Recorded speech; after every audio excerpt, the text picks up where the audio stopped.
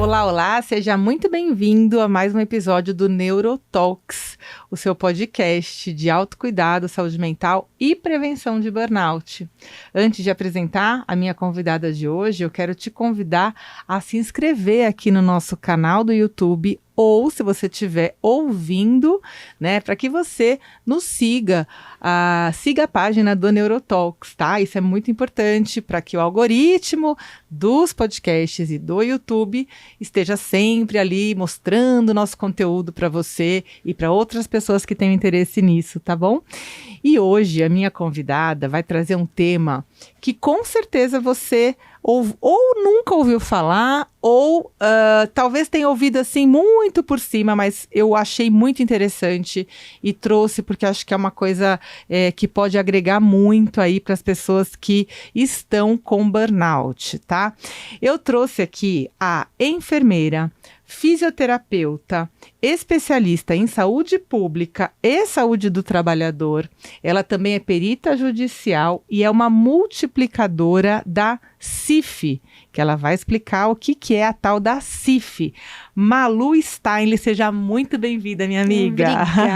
Obrigada. Viu? É um prazer te receber aqui, Malu. Obrigada. Seja bem-vinda. Eu conheci a Malu, pessoal, num congresso que a gente foi juntas, né? Isso. Lá em Porto Alegre, do ISMA, né? Foi um congresso sobre estresse, sobre prevenção de burnout, qualidade né? de vida, é um conjunto. Exatamente. Aí a gente acabou conversando e descobrindo muitas coisas em comum, né, Malu? Várias. E aí eu queria que você, em primeiro lugar, contasse um pouquinho pra gente, assim, né? O que uma enfermeira, fisioterapeuta, especialista em saúde pública foi parar, né? Nesse mundo aí do burnout. Conta pra mim. Na verdade, é o amor pela vida, né? Pelo ser humano. Eu acho que é uma trajetória que foi construída, né? E na formação, a gente tem, na formação da área da saúde, a questão do cuidar, né? Do cuidar da saúde do outro. E sempre foi pautada em muito estudo, em muitas dúvidas que geravam mais conhecimento, necessidade de ter mais conhecimento. E por aí a gente foi desenvolvendo uma série de cursos, vai fazendo um curso, outro curso, da enfermagem para fisioterapia, por ser até um contato mais exclusivo e pessoal. Né? Era uma coisa que era eu e o paciente. O enfermeiro normalmente ele tem uma equipe, ele tem uma linha de comando, e na área pública, que é a minha área, eu sou só da área pública, então isso gera bastante complicação, né? De linha de mando e de prazer mesmo pelo que você está fazendo. Eu sou uma apaixonada pelo que eu faço, e depois que eu tive o burnout, eu não entendia nada. Imagina que eu teria burnout, eu tive 3 grandes crises, até eu me conscientizar que realmente aquilo era um esgotamento, porque eu me recuperava e voltava, me recuperava e voltava. Aí quando curiosidade, eu fui fazer o curso de multiplicadores da CIF, um curso de verão da USP. E eu falei, gente, isso me traduz. Nenhum profissional, nenhum médico conseguiu me traduzir, né? E eu tive sorte com a parte médica de diagnóstico. Eu tive muita sorte. Porque muitas pessoas que sofrem de burnout ficam peregrinando, né? Eu mesma procurei cardiologia, procurei profissionais especializados para sintomatologia que eu vinha apresentando.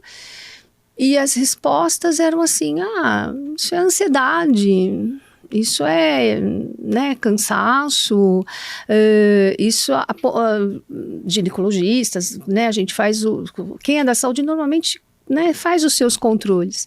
Não, isso você tá, energia. Não, energia, como se fosse uma coisa normal, né, você ter isso e ter que ficar com isso. O que você sentia, Malu? Eu tive bastante coisa. Conta pra gente. No auge, assim, você não percebe o que você tá tendo. É mais o sono.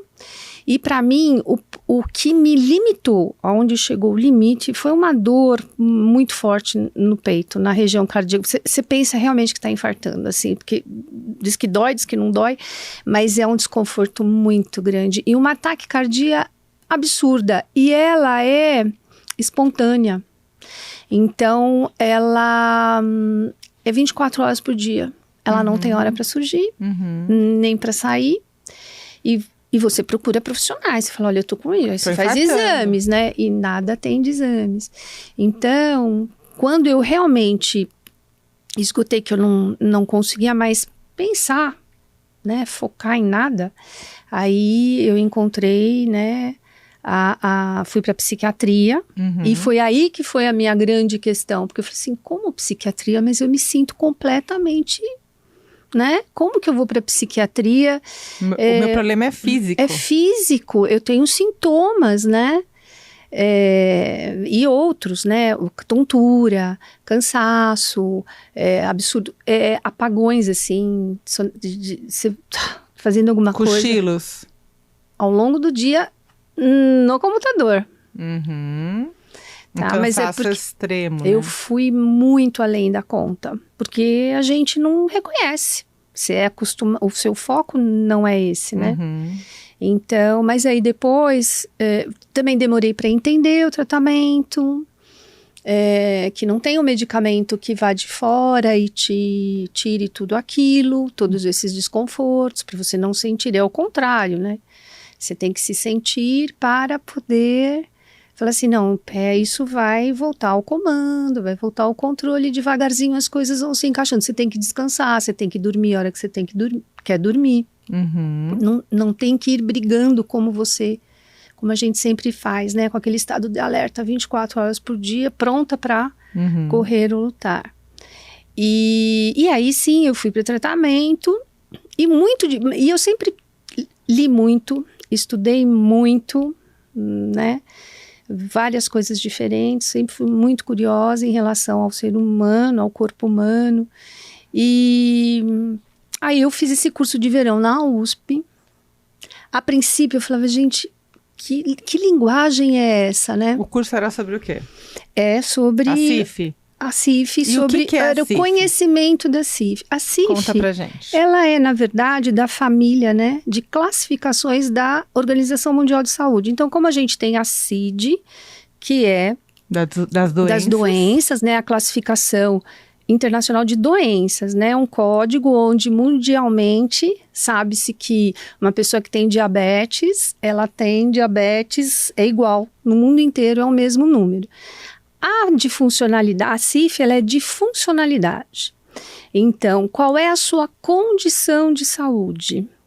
Vamos considerar... Vamos dar um exemplo. Vamos considerar que você tem...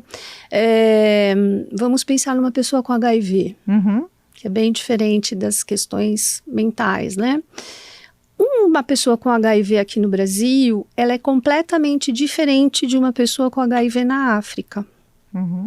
Porque aqui no Brasil você tem todo um acompanhamento, você tem medicamento gratuito, você tem uma estrutura que lá não. Sim, aqui já se tornou uma doença crônica. E a CIF, ela faz essa caracterização.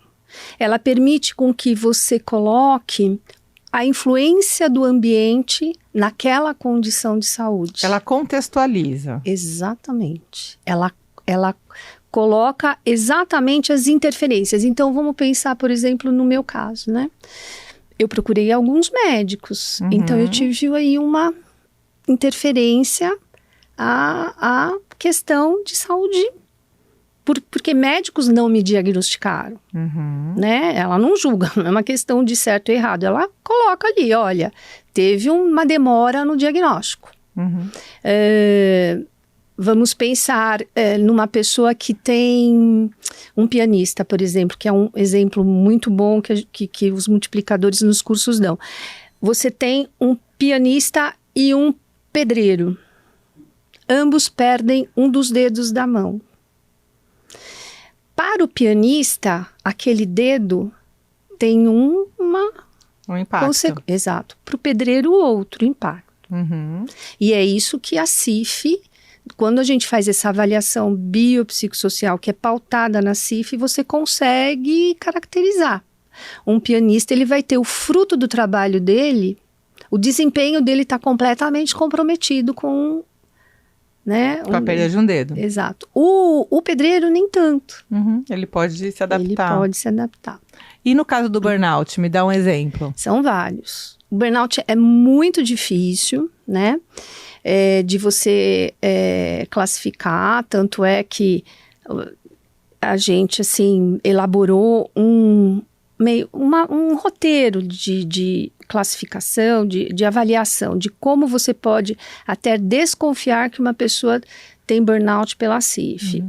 Porque você tem sintomatologia clínica, sintomatologia comportamental, que é a irritabilidade, a discussão com as pessoas, a prontidão, às vezes a agressividade. A despersonalização. A despersonalização.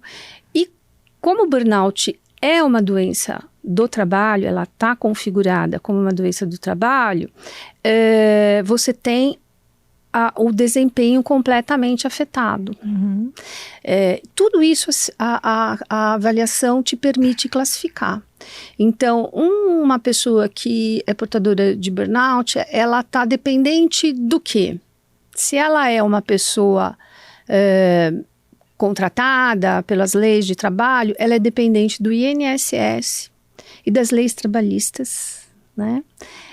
E das políticas relacionadas a isso.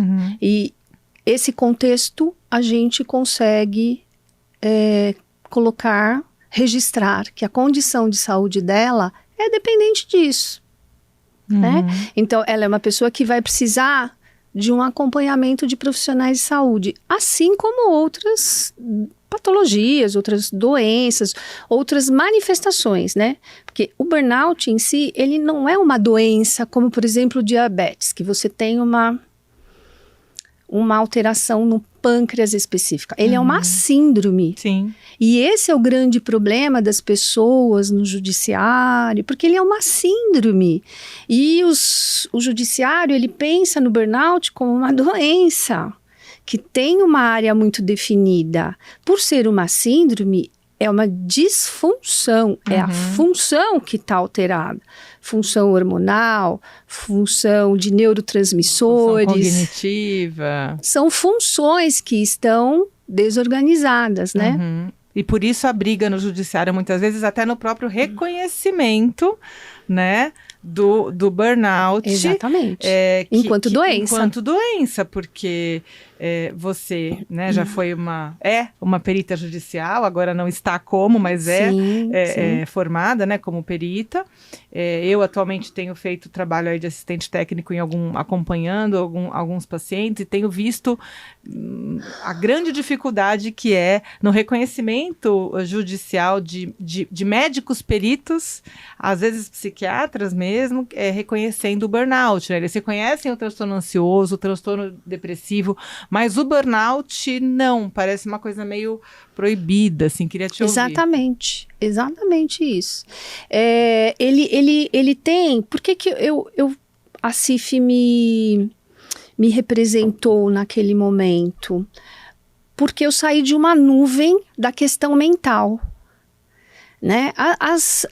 Os distúrbios mentais, eles têm uma característica, né, e uma forma muito própria de serem desenvolvidas, que eu não conseguia reconhecer aquilo em mim. Por um outro lado, eu tinha uma sintomatologia e estava apresentando alguns sinais comportamentais dessas doenças mentais, que normalmente é a depressão e a ansiedade. Que é um reflexo, na verdade, quando você tem a disfunção que a síndrome, o esgotamento causa, né? O cérebro ali, como eu vejo, né? Você pode falar muito melhor que eu nisso, mas ele está num estado de manutenção de seus sintomas vitais. Então, ele responde automaticamente a algumas coisas. Por isso é que vem, às vezes, uma agressão, você não consegue ter argumentos, você já vai direto numa defesa. Você fica impulsivo. você não se reconhece. Você, até a ponto de você falar assim, mas essa não sou eu não faço isso, né? E no caso, voltando, né, da CIF, ela abre tanto para a parte da física, então você contempla toda a parte de sintomatologia clínica, então os distúrbios gastrointestinais, porque é muito comum você ter náuseas, vômitos, diarreias, né, alterações intestinais. Eu tenho paciente com diarreia com muco, com sangue, aí intercala com períodos de obstipação intestinal, e aí essas pessoas são submetidas à colonoscopia. Não, a exames assim, mais profundos. Estão suspeitando, às vezes, né, de câncer de intestino, isso é muito sério. E eu tenho pacientes que perdem o controle esfincteriano, que evacuam na roupa, que eu tenho 3 pacientes que usaram ou usam fraldas ainda, né, porque evacuam. Eu acredito, porque então, eu também já fiz algumas assim, é terrível. É muito grave, né? Então, para quem duvida do burnout, né? Para quem acha que isso, enfim, não é algo digno de ser considerado, seja no judiciário, ou seja no laudo médico, seja, enfim, eu acho que precisa levar um pouquinho mais a sério essa questão. Esse é um dos motivos até porque eu aceitei o teu convite. Porque eu acho que a gente combate essa ignorância com uma informação, né? E eu acho que a gente provocar dúvidas, né? O que me assusta é a certeza com que alguns profissionais de saúde determinam, são sentenças, né? Eles determinam algumas, assim, como se... Eu também passei por isso em avaliação de perícia judicial. A gente tem um grupo que a gente discute da CIF e assim, ele simplesmente desconsidera, porque como o burnout não está no DSM-5, que é pela CID, né, a cadeia de doenças mentais, que o perito acha que o burnout é uma doença mental. E, na verdade, ele é uma doença clínica. Clínica o médico do trabalho, né? Exatamente. Tanto que você sabe que eu tenho conversado até, né? Agora eu tenho me aventurado um pouquinho a entender mais essa questão jurídica, judicial, porque o paciente com burnout, ele não precisa só de um médico, né? Ele precisa de toda uma cadeia, e eu, como alguém que cuido dele, eu preciso entender, né, a fundo. Então, eu estou estudando muito essa questão jurídica, né, também as questões aí financeiras, assistente social, psicólogas, então, enfim, eu tenho me aprofundado. E eu tenho até conversado com alguns advogados, né, que cuidam dos pacientes que eu encaminho, que talvez a gente não tenha que pedir perícia psiquiátrica. Não, talvez a gente tenha que pedir perícia biopsicossocial ou até uma perícia de um médico do trabalho. Exato. Porque é o que eu tenho certeza que ele vai ter outra visão. Porque as melhores perícias que eu fiz como assistente técnico, que eu acompanhei, não foram realizadas com psiquiatra. O psiquiatra, ele vê assim, tá no DSM, ótimo. Não tá no DSM, não existe, vira a página, né? Até tem algumas, que nem a doutora Débora. A doutora Débora, maravilhosa, um beijo pra ela, fora da curva. Enorme. Mas, infelizmente, ela não é perita. Não é perita? E mas assim, ela é perfeita. Por isso que eu te falo, eu tive muita sorte de ter já inicialmente me alinhado a esse tratamento. E aí foi uma condução, realmente, porque eu fui para a ISMA, fui fazer o curso de estresse para tentar saber como que eu poderia me tratar, né? Que sempre foi o meu ponto enquanto profissional de saúde, assim, como que seria me tratar nesta condição, né? Com que respeito eu gostaria que me tratasse. E por ser uma doença onde o tratamento, né? Tanto que quando eu procurei lá atrás, profissionais que me falaram, não, isso não é nada, não era um tratamento efetivo. Óbvio que não era, meu quadro foi agravando. Nenhum deles virou para mim e falou assim, não, olha, você está indo para um esgotamento, vou te encaminhar pra gente aí, pra, sei lá, um neuro, ou um clínico, ou um profissional do trabalho, né? E ninguém tem esse olhar. Ninguém teve essa essa sutileza. E muita gente me fala, né? Quer dizer, agora acho que um pouco menos, porque eu tenho falado muito, batido nessa tecla, né? Que algumas... Eu no começo, quando eu comecei a trabalhar com burnout e tal, mas você é neurologista, você não é psiquiatra, né? Mas não é tua área, né? Não, mas espera aí, gente, não é uma doença do corpo todo, não é um adoecimento mental, não é uma doença do cérebro, não é uma doença do corpo, não é um declínio cognitivo grave, porque, veja, eu comecei a atender pacientes que me procuravam no consultório com distúrbios do sono gravíssimo. Não é grave. Muita dor de cabeça, um esquecimento que me assustava, pessoas que chegavam, que esqueceram o nome da mãe, nome do cachorro, esqueceram a sua data de nascimento. Peraí, se o neurologista não tem a ver com isso... Tem a ver com o quê? Tem a ver com isso, meu Deus do céu? Não é verdade? E aí eu resolvi estudar isso, né? Então hoje eu tô num lugar confortável, porque me aprofundei, claro, né? Não sou uma aventureira, fui estudar realmente o que o estresse faz no nosso cérebro. E eu acho que a gente tem que quebrar mesmo essas coisas, né? E um estresse dito como normal, né? Que até então era o foco, era o objetivo, né? De toda uma geração, né? Porque o burnout, ele vem lá da década de 70, 74. E isso ainda é um pouco frustrante, porque apesar de tantos anos, eu acho que não se amadureceu, não se aprofundou os estudos a respeito do burnout. Então você tem o mesmo discurso, as mesmas questões, como se fosse algo que a pessoa tenha controle total sobre aquilo. Como assim, né? Que foi o que aconteceu comigo. Olha, pensa, se é uma questão mental, e se o mental vem do meu pensamento, eu tenho controle sobre o que eu vou fazer. Só que não. Eu não tenho. O cérebro, ele é admirável. Eu costumo dizer que ele é ele é bárbaro, né? Hoje eu sou fã, é o órgão que eu mais gosto, já foi o coração, hoje é o cérebro, porque ele tem segredos que, assim, eu acho que a gente ainda precisa muito descobrir. Sim. Né? E no burnout, eu acho que muito se ficou para trás, assim, né? Eu acho que em termos da fisiologia, da fisiopatologia, né? Você tem aquela situação de que é um excesso do estresse que gera o cortisol, que vai te colocar em um estado de alerta, que vai te colocar em estado de sobrevivência.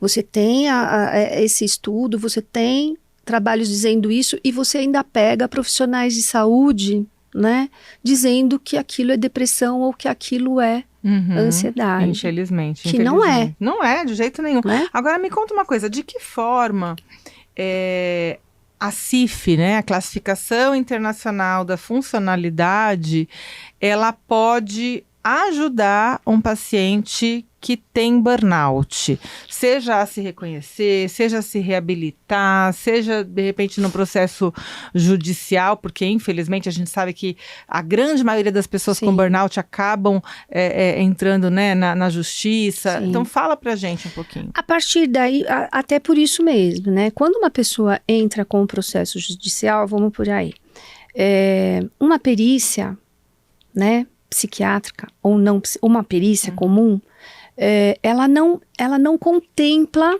por exemplo, o ambiente de trabalho como influenciador para o que ela está vivendo na condição de saúde dela. Ela não contempla, né? Por mais que seja uma doença considerada do trabalho. A CIF, ela consegue, para o indivíduo, né, da parte clínica, ele consegue se enxergar, entender que a limitação dele, aquela limitação que ele tem é uma limitação causada e transitória por aquele momento que ele está vivendo, e ele consegue se aceitar. Nossa, é isso que eu tenho mesmo, né? É considerado todas as que eu tenho, a tontura, eu tenho, o enjoo, porque tudo isso é considerado. Quando você faz uma perícia comum, você tem isso como uma sintomatologia descrita de uma forma genérica. No caso da classificação de funcionalidade né, na verdade, aqui no Brasil se usa o termo errado, porque a gente insiste na funcionalidade, mas aqui no Brasil o manual foi traduzido com classificação internacional de funcionalidade e incapacidade. Tá. Entendeu? E por isso é que ele vende muito bem a coisa dos laudos para PCD, porque o Brasil, ele foca, a legislação brasileira Foca no benefício. Foca no benefício. E isso é muito interessante, porque o que eu trabalho com a funcionalidade e o gostoso é que você vê pessoas AVCizadas, e elas querem trabalhar. Claro. Elas querem o posto dela de trabalho, não é, né, não todo mundo que sim. quer, exatamente, tá? Então a CIF, ela faz isso, ela fala, esta pessoa, ela tem este potencial. Ela tem toda essa condição, né? Ela tem essa sintomatologia que está interferindo? Tá, vai interferir. Mas ela é um marco pontual. Ela não é um diagnóstico permanente que vai te estigmatizar. Você pode dali mudar. Vamos pensar, uma pessoa que ganhou um processo jurídico.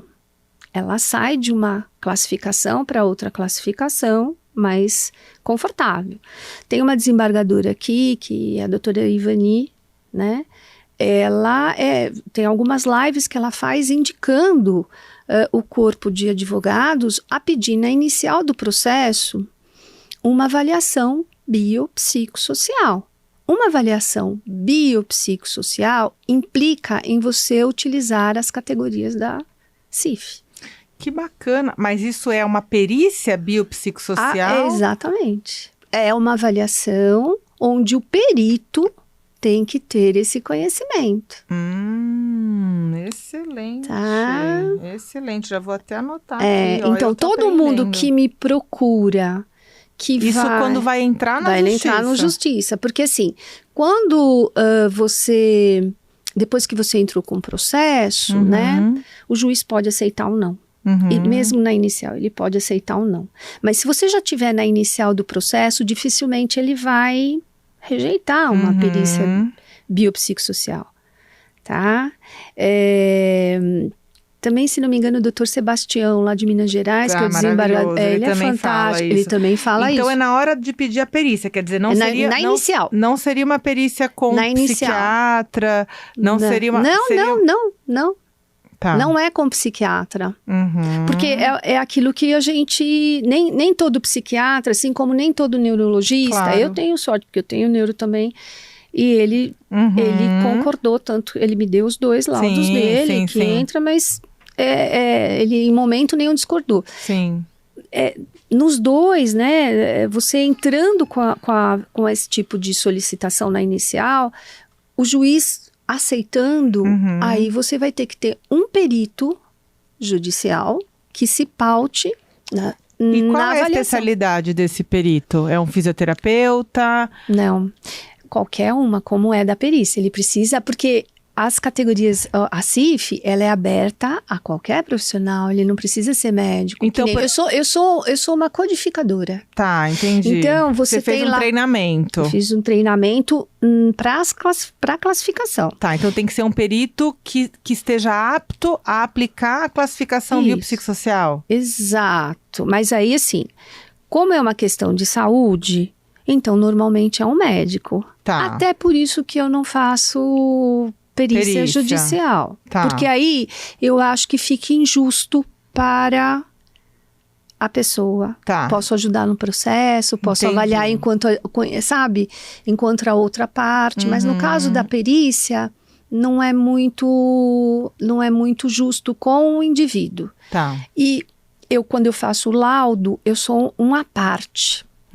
Eu sou uma pessoa que eu pego todo o histórico de evolução dele, de como ele adoeceu.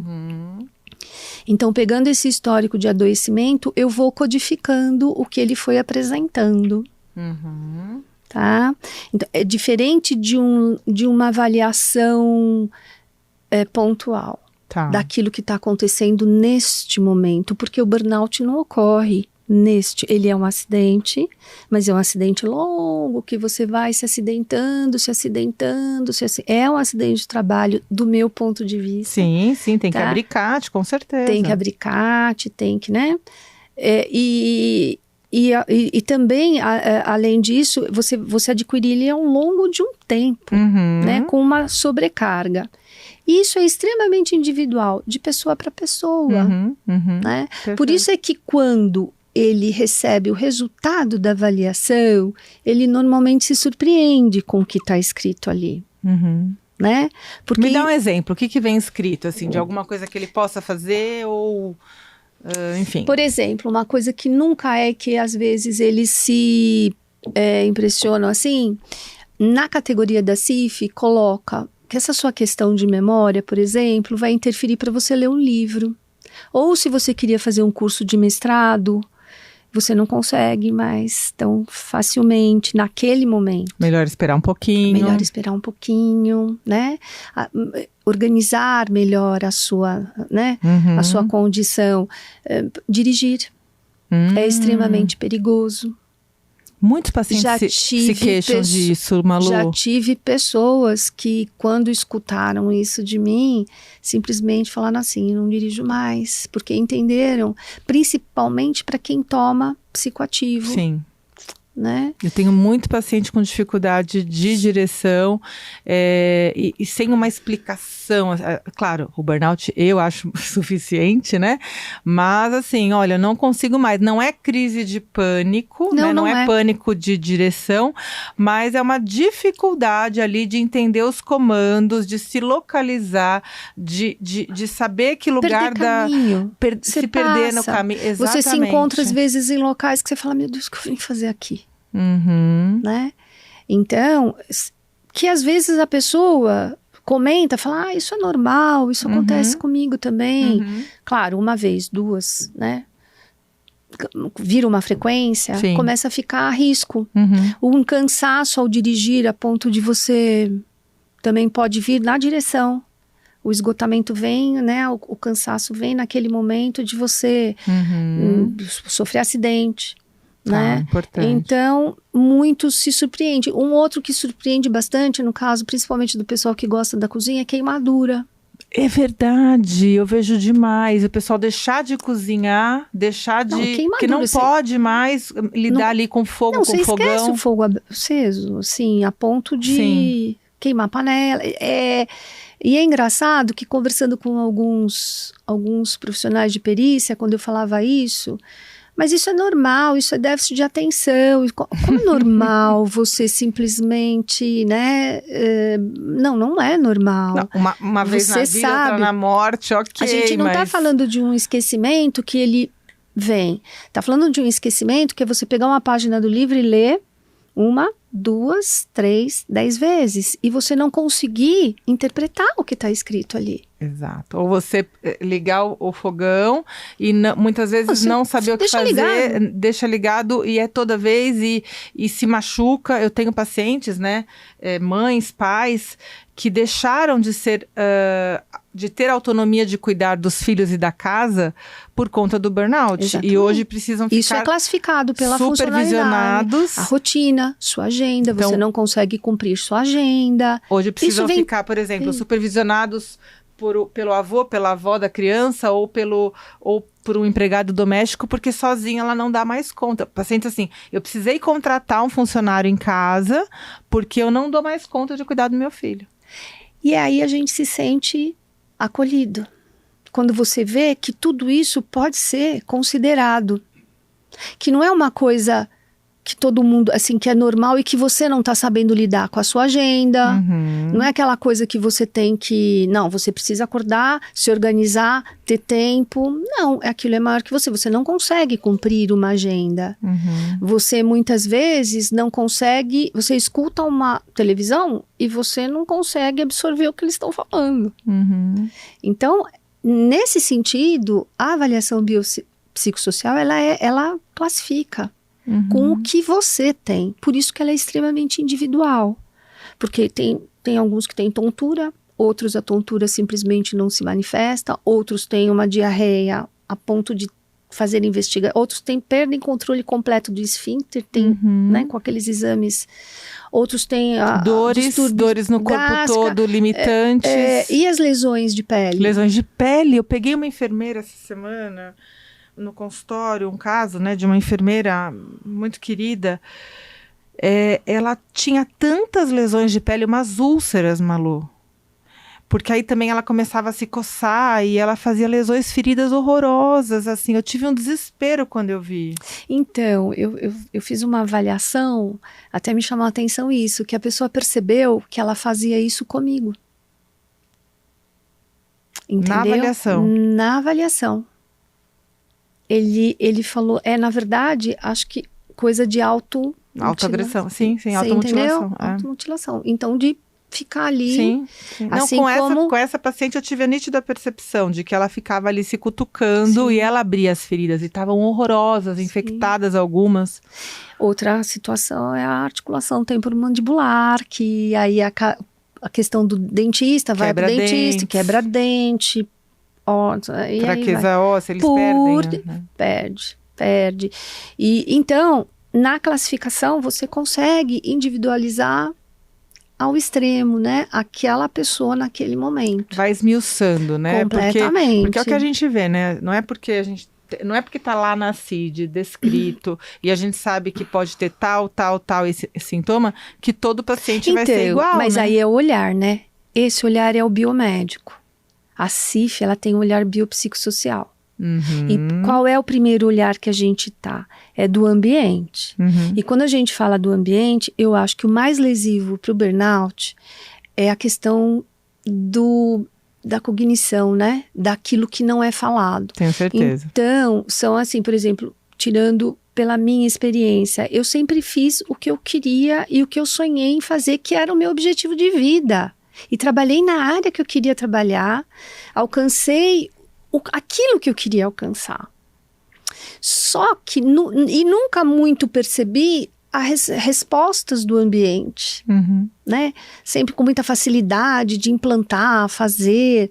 E isso, quando você tem essa facilidade, né? Quando você está no mundo do trabalho, você tem um ambiente que muitas vezes ele é hostil, e ele não é hostil diretamente, ele é hostil sutilmente, com uma expressão, né? São olhares de colegas, são palavras. Necessariamente o assédio, né? Ele não vem vestido de um xingamento, ele vem sutil, ele vem com indicações, uma facilitações, ameaças tranquilas. Uma brincadeirinha, né? Brincadeiras. E é esse ambiente que vai, na verdade, afetando, constrangendo, né, os indivíduos na parte cognitiva.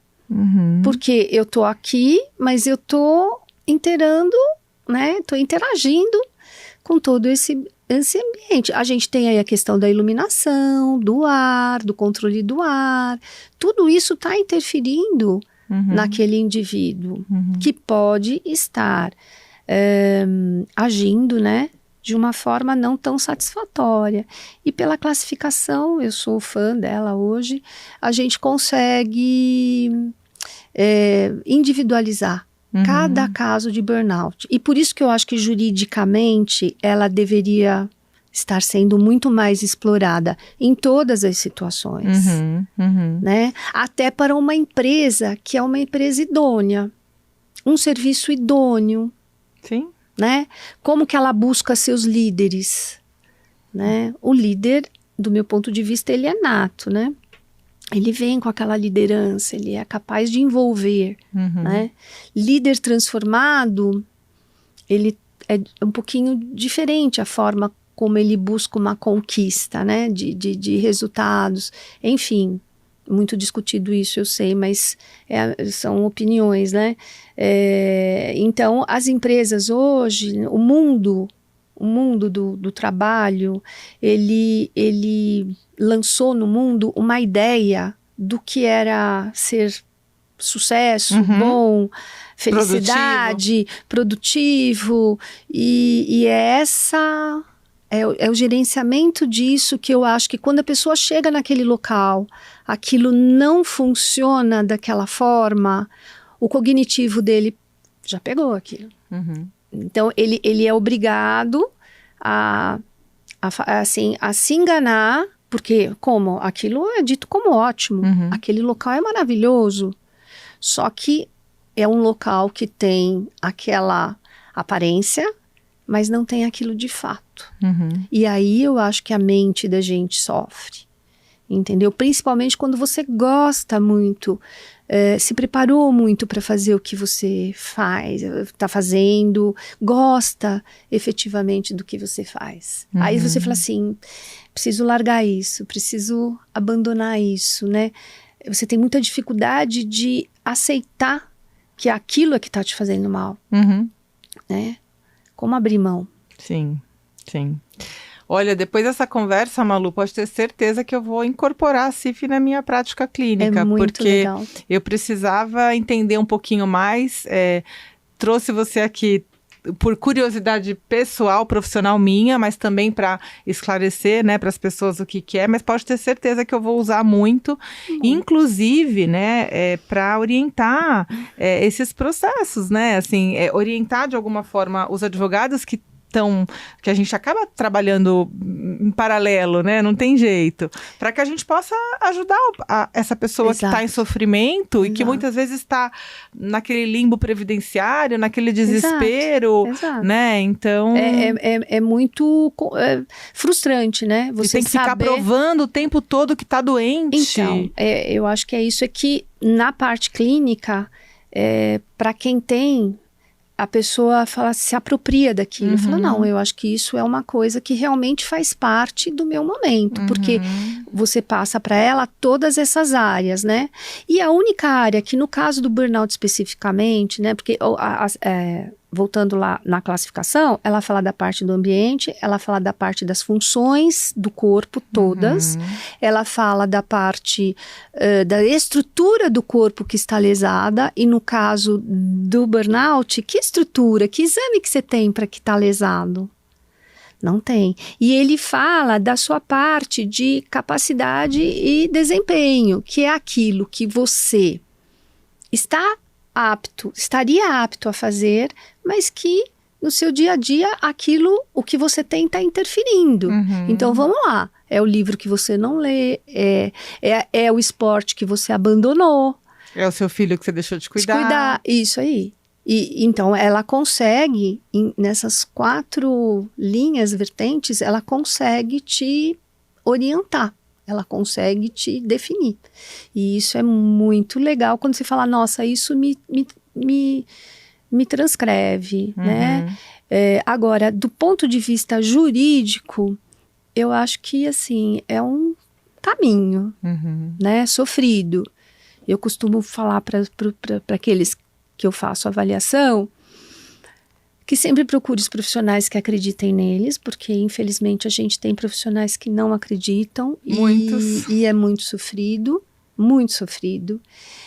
e juridicamente também.